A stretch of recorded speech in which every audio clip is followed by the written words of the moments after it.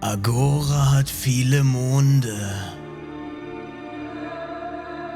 aber nur zu 3 von ihnen öffneten die Aschur Portale.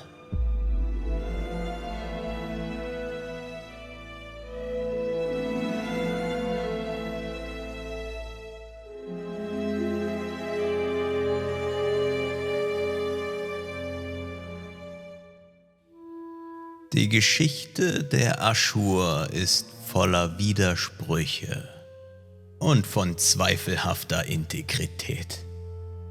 Würdest du einen Felsenschürfer auf Almeida nach den Aschur befragen, würde er nur beiläufig abwinken. Fragst du aber einen Soldaten der imperialen Wache auf Letha, so würde er Fels und Bein drauf schwören, dass die Aschur stets über uns wachen.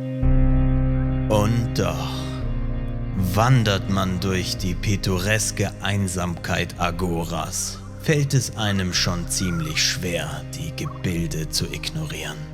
Ein Schatten ihrer selbst, und doch haben sie nichts an Glanz verloren.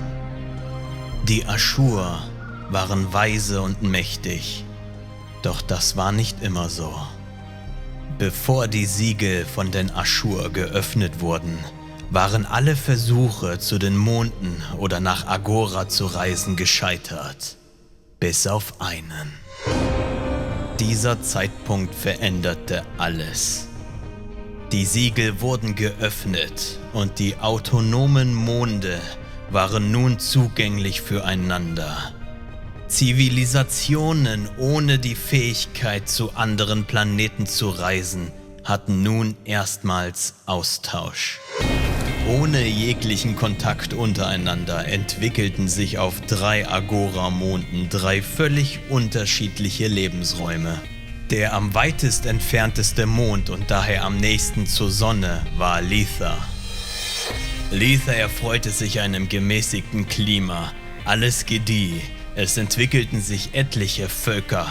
Aufgrund des Überflusses und Überschusses an Nahrung bildeten sich Sippen und Gemeinschaften in unterschiedlichsten Regionen. Für die Sippen auf Letha waren Dynastie und Tradition wichtiger als technologischer Fortschritt. Und wichtiger als Tradition war die Gemeinschaft, wie die Vigilie, die Wachsamen, deren Inquisitoren in Ritualen die Leute mit Feuer reinigen. Oder die imperiale Wache, die seit jeher den Kaiser beschützt und mitunter die größten Krieger hervorbrachte. Der Mond beheimatet viele Zivilisationen, doch haben sie seit dem Öffnen der Siegel nichts mehr mit ihren Urahnen gemein. Denn nach und nach zog auch hier der Fortschritt ein. Almeida allerdings hatte nicht so ein gutes Los gezogen. Dieser Mond war Agora am nächsten und ständig in dessen Sonnenschatten. Kaum gedieh etwas auf diesem Mond, doch war er reich an Mineralien und Bodenschätzen. Das wenige Leben auf diesem Mond musste sich schnell den widrigen Gegebenheiten anpassen. Es blieb keine Zeit für Glorie oder Tradition. Und so baute man eine Zivilisation auf Technik, Fortschritt und Industrie. Ständig getrieben von der lebensfeindlichen Umwelt. Eine Zivilisation, die per Definition nicht in der Lage war, die Schönheit der Natur zu begreifen, suchte keine Erlösung in religiösen Wesen. Sie suchten ihre Bestimmung in der Technik, in Cyborgs, in Androiden.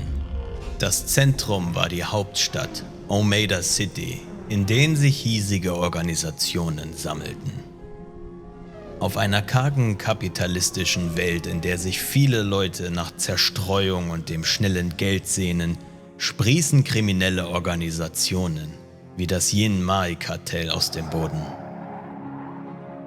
Und wo Schatten ist, muss auch Licht sein. Das Almeida Police Department sorgt seit jeher für die Sicherheit dieser rastlosen Stadt. Und wo Gläubige auf Letha Chambaka anbeten, konzentriert die Mechaniker auf Almeida sich ganz und gar dem Schaffen noch besserer Imitationen ihrer selbst. Die Mechanica erschafft Androiden mit menschlichen Emotionen als friedliche Suche nach der Unsterblichkeit. Doch Sekin hatte niemals Frieden. Dieser Mond entwickelte sich völlig anders. Zwischen den beiden anderen gelegen mit ungewöhnlich langen Tagen und ungewöhnlich langen Nächten erzeugte ein rabiates und gefährliches Umfeld. Auf diesem Mond, überwuchert und schier undurchdringlich, zählt ausschließlich das Recht des Stärkeren. Das Leben auf Sekin hat sich schon früh von Gemeinschaftlichkeit wegentwickelt und all seine schöpferische Kraft in das Unterdrücken und Bezwingen investiert. Und am Ende brachte Sekin die größten und bösartigsten Schöpfungen zutage. Die anderen Monde waren sich schnell einig, dass auf diesem Mond nichts mehr zu gewinnen sei. Und doch, einige wenige Wesen auf Sekin brachten eine Gesellschaft zutage. Primitiv für Lithas hohe Maßstäbe, stammesähnlich und doch vernunftbegabt. Viele tapfere Entdecker gingen nach Sekin und kamen nie mehr wieder. Und einige behaupten sogar, Eltern hätten ihre Kinder dort ausgesetzt. Wehe diesen, wenn sie wiederkehrten, um an ihnen Rache zu nehmen. Denn Sekin beheimatet viel tödliches Leben. Einige gingen sogar nach Sekin, um exotisches Leben zu fangen und als Sensation auszustellen. Sie sperrten es weg und ketteten es an.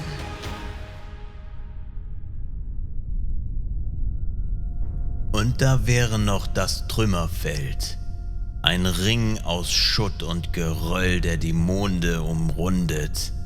Überbleibsel einstiger Monde, dahingestreckt durch ein unbekanntes Übel, nicht überliefert, da niemand mehr darüber reden kann.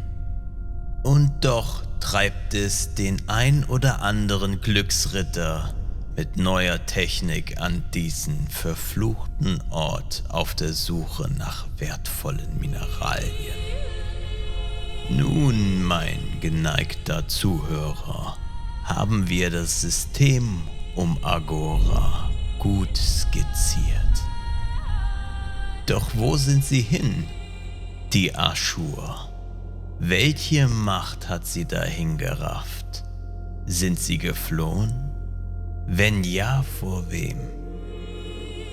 Oder war es gar nicht ihre Macht, die die Portale öffnete?